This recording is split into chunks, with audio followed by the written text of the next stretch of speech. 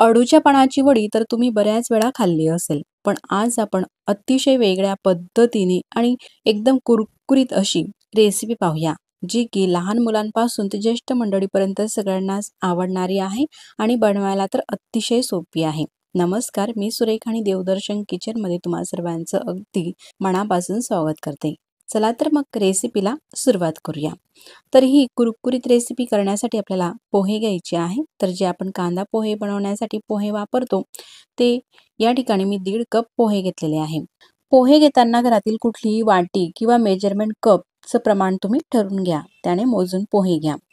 आता पोहे हे भाजायचे आहे. भाजायचे म्हणजे कमी ते मीडियम गॅसची फ्लेम ठेवायची आहे आणि आपल्याला 1 ते 1.5 मिनिटासाठी हे पोहे परतून घ्यायचे आहे.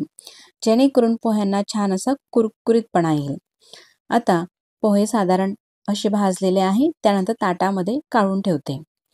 ताटामध्ये काढल्यानंतर अशा प्रकारे पोहे आपल्याला पसरून ठेवायचे आहे, जेणेकरून ते अगदी पटकन गार होतील. आणि गार झाल्यानंतर मी पोहे तुम्हाला आता हे चुरून दाखवते. पहा, मस्त असे कुरकुरीत हे पोहे झालेले आहे. असे चुरल्यानंतर लगेचच पीठ होत आहे, अजिबात वातळ नाही हे पोहे. असे झाल्यानंतर मिक्सरच्या भांड्यामध्ये हे पोहे टाकायचे आहे. जर का तुम्हाला पोहे वापरायचे नसतील तर मग या ठिकाणी तुम्ही कुठली वस्तू वापरू शकता, तेही मी तुम्हाला पुढे सांगणारच आहे. आता पोह्यांची अशी मस्त पावडर करून घेतलेली आहे. पहा, अगदी बारीकच करायची आहे ही पावडर. आता हे पोह्यांचं पीठ बाजूला ठेवू, तोपर्यंत अळूचे पानं घ्यायची आहे. अळूचे पानं स्वच्छ धुवून घेतलेले आहे. या ठिकाणी 3 ते 4 अळूचे पानं मी घेणार आहे. पहा, असे हे मीडियम साईजचे पानं आहे. खूप असे मोठे सुद्धा नाही आणि लहान पण नाही. तर मीडियम साईजचे हे 4 पानं घेतलेले आहे. पहा, असं थोडंसं बऱ्यापैकी मोठं पानं असलं ना, जो मागचा देठाचा भाग असतो ना, तो असा हा कडक झालेला असतो. तर आपल्याला हा देठाचा भाग काढून घ्यायचा आहे. अगदीच कवडे पानं असतील तर मग नाही काढला तरीही चालतो, जर का मऊ असेल तर देठ. आता हा थोडासा कडकच देठ आहे म्हणून असा देठ हा काढून घेते. अशाच प्रकारे इतर पानांचा सुद्धा देठ मी काढून घेते. तर अशा प्रकारे पानांचा देठ काढल्यानंतर पानं आपल्याला अशी मोकळी करायची आहे आणि एकावरती एक लावायची आहे ह्या प्रकारे. तर ह्या रेसिपीसाठी मी 4 पानांचा वापर करते. तुम्ही 3 किंवा 4 पानं वापरू शकता किंवा कमी अधिक सुद्धा करू शकता, काही हरकत नाही. त्यानंतर पानांचा असा रोल करायचा आहे. पहा, ह्याप्रमाणे. आणि त्यानंतर मधोमध कट करून घेतलेला आहे आणि अशा प्रकारे ही पानं आपल्याला चिरून घ्यायची आहे. अशी जर का आपण ही पानं चिरली तर अगदी बारीक अशी चिरली जातात आणि एकसारखी अशी चिरली जातात. पहा, अशी उभी चिरल्यानंतर ती पानं आपल्याला आडवी चिरायची आहे. म्हणजे पहा, जेवढी बारीक आपल्याला ही पानं चिरायची आहेत, की बारीक ही पानं चिरली जातात अतिशय सोप्या पद्धतीने. तर ह्या रेसिपीसाठी आपल्याला अळूची पानं अगदी बारीकच चिरायची आहे. म्हणून अशी चिरल्यानंतर पुन्हा त्यावरती अशा प्रकारे चीर द्यायची आहे. म्हणजे छान अशी बारीक पानं ही चिरली जाईल. आता पानं हे चिरून झालेले आहे. पहा, छान अशी एकसारखी पातळसर पानं हे चिरून घेतलेली आहे. त्यानंतर चिरलेली पानं ताटामध्ये टाकायची आहे. आता ही जी आपण पोह्यांची पावडर करून घेतलेली आहे, पोह्यांचं जे पीठ आहे ते आपल्याला पुन्हा घरातील एखादी कपाने किंवा वाटीने मोजून घ्यायचं आहे. तर या ठिकाणी मी कप घेतलेला आहे. पहा, अर्धा कपाच्या वरती म्हणजेच पाऊण कप हे पीठ भरलेलं आहे. पीठ या आळूच्या पानांमध्ये टाकलं. जेवढं पीठ आहे ना पोह्यांचं, तेवढंच आपल्याला बेसन पीठ घ्यायचं आहे. आता या पिठामध्ये आपल्याला काही साहित्य घालायचं आहे. त्यामध्ये जिऱ्याची पावडर घेतलेली आहे अर्धा चमचा, पाव चमचा ओवा टाकायचा आहे, चवीनुसार मीठ टाकायचं आहे आणि चवीनुसार मिरची पावडर ही टाकायची आहे. तर या ठिकाणी अर्धा चमचा मिरची पावडर वापरलेली आहे. अगदी मीडियम चवीची ही मिरची पावडर आहे. सगळं साहित्य टाकलेलं मिक्स करून घेऊ. त्यानंतर यामध्ये तेल घालायचं आहे. तर साधारण अर्धी पडी तेल गरम करून घेतलेलं आहे. असं हे गरम तेल या पिठावरती टाकायचं आहे. तर ह्या रेसिपीसाठी तुम्ही तेल किंवा तुपाचाही वापर करू शकता. तेल हे गरम असल्यामुळे सुरुवातीला चमच्याने मिक्स करून घेऊ आणि त्यानंतर मग हाताने व्यवस्थित असं हे मिक्स करून घ्यायचं आहे. तेल हे संपूर्ण आपण मिक्स करून घेतलेलं आहे. आता अळूचे पानं आहे. अळूचे पानं घशामध्ये खवखवू नये म्हणून त्यामध्ये थोडासा लिंबूचा रस टाकायचा आहे. तर अर्धा लिंबूचा रस काढून घेतलेला आहे. साधारण 1 चमचा लिंबूचा रस टाकते. सगळं हे मिक्स करून घेतलं. आता थोडं थोडं पाणी वापरून हे पीठ आपल्याला मळून घ्यायचं आहे. तर पीठ मळण्यासाठी आपल्याला कोमट पाण्याचा वापर करायचा आहे, म्हणजेच गरम पाण्याचा.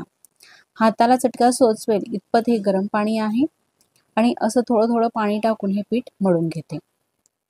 मळताना खूप असं घट्टसर सुद्धा मळायचं नाही, तर जशी चपात्यांची कणिक असते ना, त्यानुसार हे मळायचं आहे.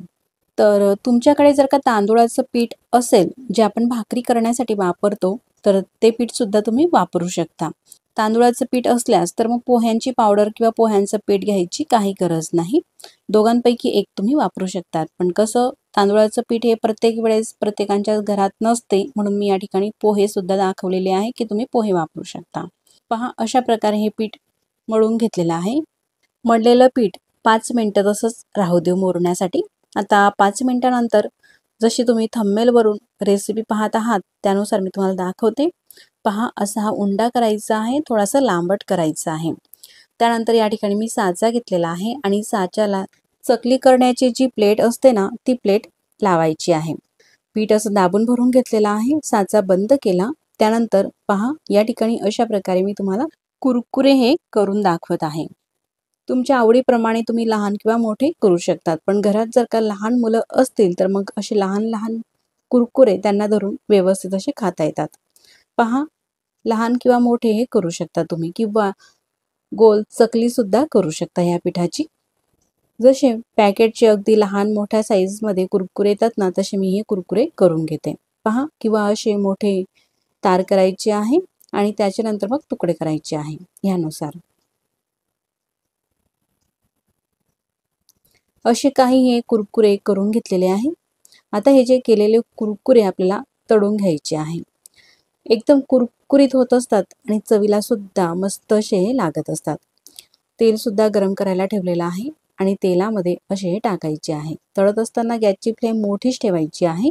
मोठी ते मीडियम गॅसच्या फ्लेमवरतीच आपल्याला तळायचे आहे. सुरुवातीला गॅसची फ्लेम मीडियम ते मोठीच ठेवली आणि असं थोडासा कुरकुरीतपणा म्हणजे कडकपणा आल्यानंतर, म्हणजे अर्धवट हे कुरकुरे तळून झाल्यानंतर मग तुम्ही कमी गॅस करू शकता. म्हणजे पूर्णपणे ते लाल सुद्धा होणार नाही, आतपर्यंत व्यवस्थित असे तळले जातील.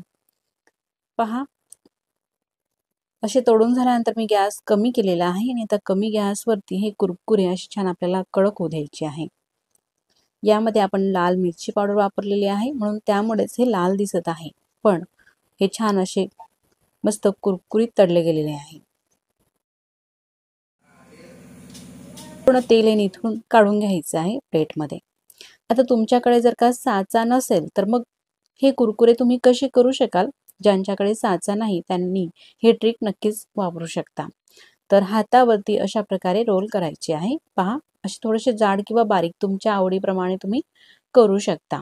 आता जर का तुम्हाला तेलकट खायला आवडत नसेल, तर मग अशा प्रकारे तुम्ही रोल करू शकता. रोल किंवा असा छोटासा उंडा घ्यायचा आहे. पहा, आता मी तुम्हाला करून दाखवते आणि असा तो चपटा करायचा आहे. ह्या प्रकारे सुद्धा तुम्ही करू शकता. असं हे करून घ्यायचं आहे. त्यानंतर हे केलेले तुम्ही तळू सुद्धा शकता. आधी तळून घेतले मी त्याप्रमाणे, किंवा स्टीमरमध्ये वाफवून घ्या आणि त्यानंतर कढईमध्ये अगदी थोडंसं तेल टाकायचं. त्यामध्ये पांढरी तीळ, कढीपत्ता टाकून फोडणी सुद्धा देऊन खाऊ शकता.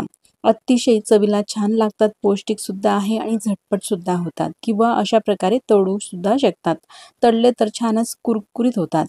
पहा, आता मी हे तळूनच घेते. ही रेसिपी बनवायला अतिशय सोपी आहे, झटपट होते. तुम्ही नक्कीच करून पहा आणि ही रेसिपी तुम्हाला कशी वाटली मला कमेंट्स करून नक्कीच कळवा. व्हिडिओ आवडल्यास तर व्हिडिओला लाईक करा. चॅनलवरती तुम्ही नवीन असाल तर चॅनलला सबस्क्राईब करा. आधी सबस्क्राईब केले असतील तर मनापासून धन्यवाद. पहा, मी आधी सांगितल्याप्रमाणे सुरुवातीला गॅसची फ्लेम मोठी ठेवायची आहे आणि नंतर कमी ते मीडियम ठेवायची आहे. कमी ते मीडियम फ्लेमवरती मस्त असे हे रोल तळून घेतलेले आहे. मस्त छान असे कुरकुरीत झालेले आहे. तुम्ही नक्कीच करून पहा. नेहमी अळूची वडी खाण्यापेक्षा असा हा वेगळा काही हा पदार्थ चवीला छान लागतात. पहा, तळून झाल्यानंतर अशाच प्रकारे सगळे तळून घेतलेले आहे. टोमॅटो सॉस सोबत सुद्धा तुम्ही खाऊ शकतात किंवा असे नुसते सुद्धा खायला छानच लागतात. तुम्ही असे हे कुरकुरे प्रवासात सुद्धा नेऊ शकतात किंवा घरी सुद्धा खाऊ शकतात. लगेचच खराब सुद्धा होत नाही. मग पुन्हा भेटू नवीन छानशा अशाच रेसिपी सोबत.